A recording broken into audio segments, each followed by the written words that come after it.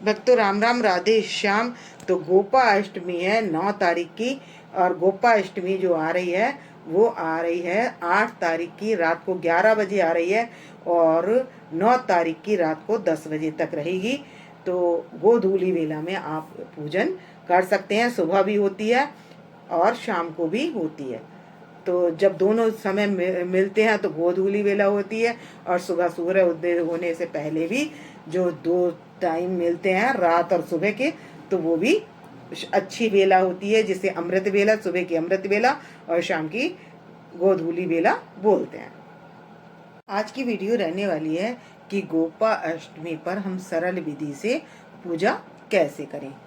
तो भक्तों, पहले तो आप जिस जगह अपनी गौ माता को पधार रहे हैं, तो जिनके पास मतलब अपने घर में गौ माता हैं वो तो आसानी से कर सकते हैं, और जिनके पास घर में गौ माता नहीं है तो गौ माता का विग्रह कोई सा भी हो, चाहे पीतल का है या आपके पास मिट्टी की हैं, कैसी भी, या पत्थर की हैं, तो आप उनसे भी पूजा कर सकते हैं। तो इस दिन की जाती है गौ माता की पूजा बछड़े के साथ। तो कार्तिक मास के शुक्ल पक्ष की जो अष्टमी होती है उसको हम मनाते हैं गोपा अष्टमी। तो इस दिन कृष्ण जी गौओं को चराने के लिए जाते हैं। तो पहली बार जाते हैं तो इसलिए इनका नाम पड़ा गोपाल। गौओं को पालने वाला, गौओं के साथ रहने वाले को गोपाल कहते हैं। तो हमारे हैं लड्डू गोपाल जी, जिनको हम घर में सभी विग्रह के रूप में विराजमान करके उनकी पूजा करते हैं। तो दूसरा भाव एक और भी है कि जब हमारे नंद महोत्सव मनाया गया था तो हमारे लाला को जो दुग्ध पान कराया गया था, तो गाय की दूध की धार से कराया गया था, तो वो भी आज ही का अष्टमी का ही दिन था, और जन्म भी इनका अष्टमी को हुआ है। तो ये संबंध बड़ा गहरा है। तो चलते हैं आगे। तो ये गोपाल जो इनका नाम पड़ा है, तो इसी वजह से गौ पालने के वजह से हुआ है।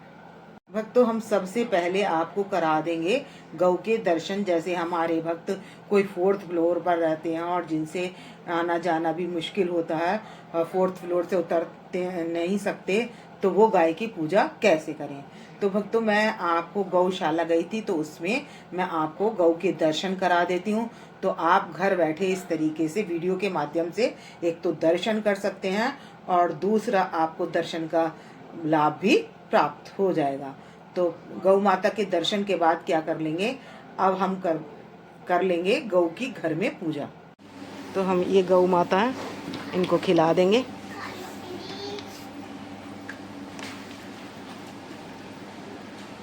तो आप सभी गौ माता के दर्शन कर लीजिए। हम गौशाला में आ चुके हैं और गौओं के दर्शन कर लीजिए।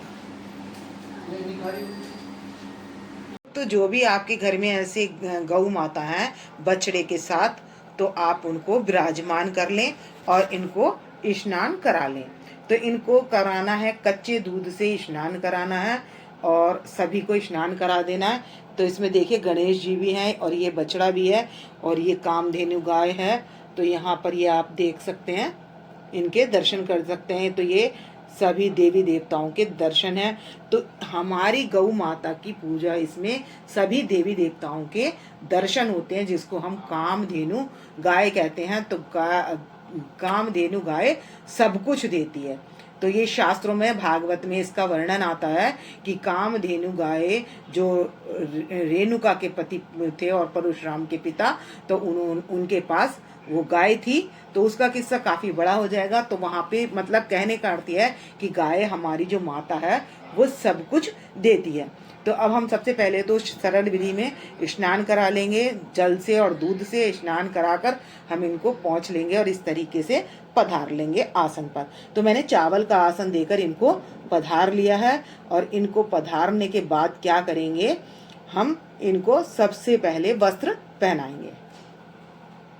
तो भक्तों, आपके पास पीली चुनरी हो या कुछ भी हो, पीला कपड़ा, तो आपको गऊ को पीला कपड़ा पहनाना है। हो सके तो आप पीला ही पहनाएं, और यदि नहीं है तो गुलाबी और रेड कोई सा भी पहना सकते हैं। तो मैं आपको दर्शन करा दूं कि पीछे तक भी, यहाँ पर पीछे गणेश जी की बनी हुई है, और यहाँ पर ये सभी देवी देवताओं की बनी हुई है। और इसके बाद हमने इनको पहना दिए वस्त्र। तो मैं वस्त्र इस तरीके से पहना रही हूँ। शुद्धिकरण करने के बाद हमने इनको वस्त्र पहना लेने।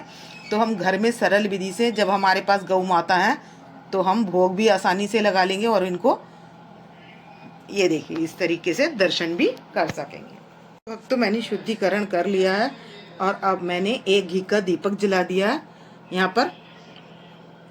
और घी का दीपक काफ़ी देर पहले जला लिया मैंने।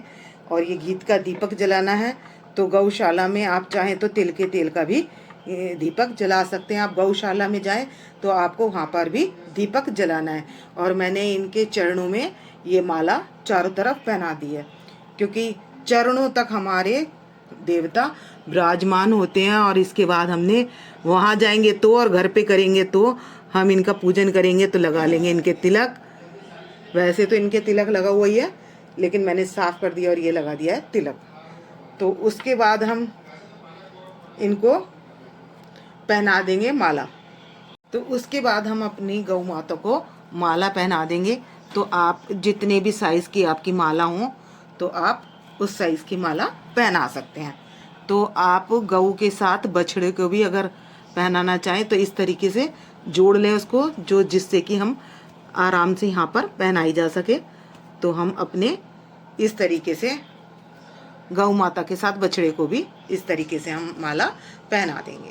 तो भक्तों, आपकी अगर कामधेनु गायें हैं तो उसमें गणेश जी भी होंगे। तो मैंने तिलक लगा लिया है और पुष्प इनके पास अर्पित कर दिया है, क्योंकि इनके माला तो पहना नहीं सकते और फेस भी आपको दिखाई नहीं देगा। तो हमने इनके तिलक भी कर लिया है। तो आप गौशाला जाते हैं तब भी आपको ये चीज़ों की ज़रूरत होगी। तो आप पहले छींटा लगा लें, पैर धुला लें।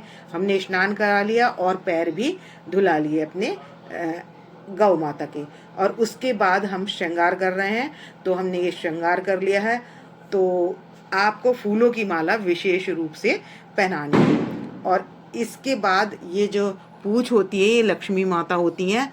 तो जब तो सब जगह देवताओं से घिर गई थी तो लक्ष्मी जी का वास कहाँ हुआ था? गौ माता की पूंछ में हुआ था। तो गोबर से जो हम लीपन करते हैं तो वो हम इसीलिए करते हैं कि लक्ष्मी माता हमारे घर में प्रसन्नता से आती हैं। लक्ष्मी माता गोबर के लीपन से प्रसन्न होती हैं।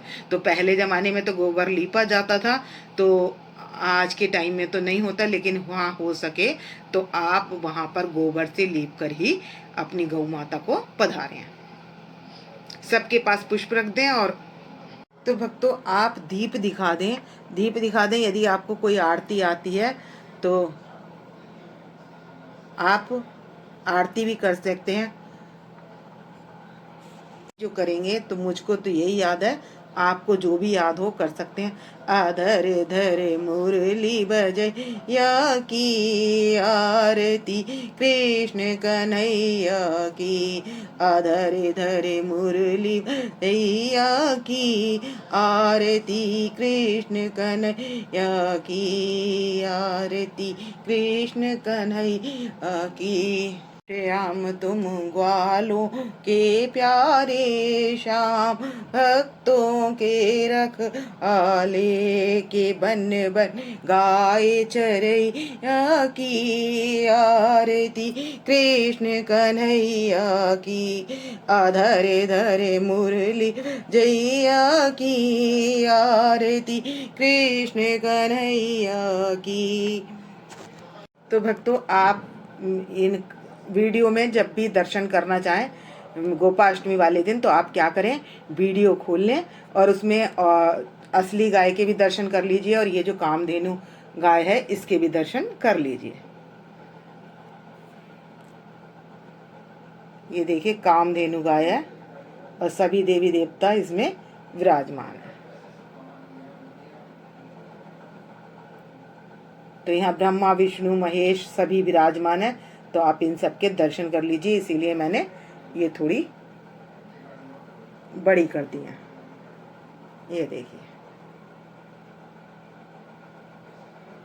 जिससे आपको सभी के दर्शन अच्छे से हो जाएं।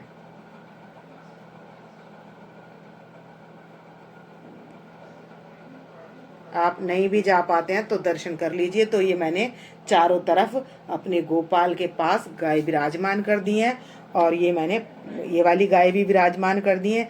तो आपके यहाँ जो भी गाय हों और भी, तो वो अपने लड्डू गोपाल जी के पास विराजमान करते हैं, क्योंकि हमारे लड्डू गोपाल जी गौ सेवा से बहुत प्रसन्न होते हैं। और आपको भोग क्या लगाना है, तो भक्तों आप मेवे की मिठाई ले सकते हैं और हरा चारा ले सकते हैं, चने की दाल। अगर आप जा रहे हैं तो आप चने की दाल और गुड़ का भोग अपने घर में, जैसे यहाँ पर है हमारी, तो यहाँ पर भी गौ माता को चने की दाल और गुड़ का भोग लगा देंगे। और आप यदि जा रहे हैं गौशाला, तो जहाँ भी गौ हैं आपकी, जहाँ जा रहे हैं आप, तो वहाँ पर भी इनको भोग लगा सकते हैं। तो भक्तों मैं एक बात बता देती हूँ, मैं जहाँ जाती हूँ गाय को, या तो वो खीरा बड़े शौक से खाती है, या टमाटर खाती है, या पालक भी खा लेती है। पालक से तो उस दिन उसका पेट भर जाता है, तो वो मैं थोड़ा सा गुड़ ही खिला देती हूँ उसको, और या केला खा लेती है। तो मैंने वही भोग रखे हैं जो गाय खा लेती है। सेब भी शौक से खा लेती है, और केला छिलके सहित मैं धोकर लेके जाती हूँ, वो छिलके सहित ही बड़े प्रेम से गाय खाती है। जो वाइट वाली के मैं दर्शन करा रही हूँ, वो गाय मैं जाती हूँ तो वो खा लेती है। और गौशाला में दीपक जरूर जलाना है। ये तो हो गया गौ की आरती का, और आपको गौशाला में दीपक जरूर जलाना है। और नहीं है गौशाला तो आप घर में ही आप घी का दीपक लगातार जलाकर रख दे। जैसे देखिए काफ़ी देर से जल रही है जोत, तो काफ़ी देर के लिए। और गोधूली वेला में तो आप अपने घर में जरूर जलाइए, सुबह भी जलाइए और शाम भी जलाइए। अब आप गौ की पूजा कब कर सकते हैं, तो भक्तों इसका कोई टाइम नहीं है। आप सुबह भी कर सकते हैं, और जिनको याद नहीं रही हो तो वो शाम को भी कर सकते हैं, और जिन्होंने सुबह कर ली है तो वो शाम को भी दीपक, घी का दीपक अपनी गाय गौ माता के पास जला सकते हैं। तो भक्तों आप क्या क्या दान कर सकते हैं, तो आप घंटी दान कर सकते हैं, फूलमाला दान कर सकते हैं, दीप दान कर सकते हैं, और गौ को वस्त्र, साड़ी, चादर, आप कोई भी चीज गौ को उड़ा सकते हैं। तो भक्तों तो साड़ी नहीं ओढ़ती, तो गरम शॉल जैसे अब आने लगे हैं, तो थोड़ा वो दे दें, कोई भी चीज़ दे दें। और माता के हिसाब से देना चाहें तो आप साड़ी भी दे दें, क्योंकि जो गौ पालते हैं वो यूज़ करते हैं, वो आप चाहें तो गौ के हिसाब से दे दें, या कुछ भी, या फिर लाल कपड़ा हो तो वो दे दें। मतलब अच्छा बड़ा होना चाहिए जो हमारी गौ माता के काम आ सके। तो इस तरीके से आप ये दान भी कर सकते हैं। तो एक बात मैं आपको और बताऊंगी कि आप अगर गौशाला जा रहे हैं तो आप झाड़ा जरूर लगवा लें, क्योंकि लक्ष्मी जी होती हैं, तो वो लक्ष्मी जी गाय में पूंछ में लक्ष्मी का वास होता है, ये सभी शास्त्रों में वर्णित है। तो उनसे झाड़ा जरूर लगवा लें। और आप यदि घर में ही कर रहे हैं तो भाव से मोर पंख लेकर गाय की मतलब यहाँ टच करा दें। गाय के कहाँ टच कराएं, तो देखो मैं बताती हूँ आपको कि किस तरीके से करना है। तो भक्तों जैसे ये हमारे पास ना मोर पंख है, तो हम गाय के यहाँ लगा देंगे, और जिसके हमने झाड़ा लगाना है वो इस तरीके से हम इसके झाड़ा लगा देंगे। और चरणों में कर लेंगे हम, सबसे लास्ट में हम कर लेंगे गौ माता के चरणों में प्रणाम। गौ माता के चरण झूलेंगे आते समय, और आते समय जब हम आएंगे तो हम पीठ फेरने की जगह उनके पीछे मुड़कर दर्शन करके आएंगे। तो यही थी सरल विधि। तो आप घर में किस तरीके से सरल विधि से पूजन कर सकते हैं। तो भक्तों आप जो नए आए हैं वो मेरे चैनल को सब्सक्राइब कर लें, और आपको यदि मेरी वीडियो पसंद आई हो तो इस वीडियो को ज़्यादा से ज़्यादा लाइक और शेयर करें, क्योंकि हमारे सनातन धर्म में सभी इसको पूजा कर सकें, यानी कि गौ की पूजा कर सकें और कृष्ण जी का महत्व समझ सकें। और गौ को हरा चारा जरूर खिलाएं। हरा चारा साग ले जाते हैं, अब वहाँ पर भी हरा चारा अवेलेबल हो जाता है। जहाँ मैं जाती हूँ तो वो पैसे दे दो और चारा ले लो, तो वो दे देते हैं। तो मैं ऐसे भी कर लेती हूँ, लेकिन मैं अपने हाथ से कुछ ना कुछ फल वगैरह जरूर खिलाती हूँ। तो मिलते हैं वक्त तो नेक्स्ट वीडियो में। तो यदि आपको मेरी वीडियो पसंद आए तो प्लीज़ लाइक, सब्सक्राइब और शेयर अवश्य करना, और गौ माता के लिए हाजिरी कमेंट सेक्शन में लगा सकते हैं। तो मिलते हैं नेक्स्ट वीडियो में। भक्तों राम राम, राधे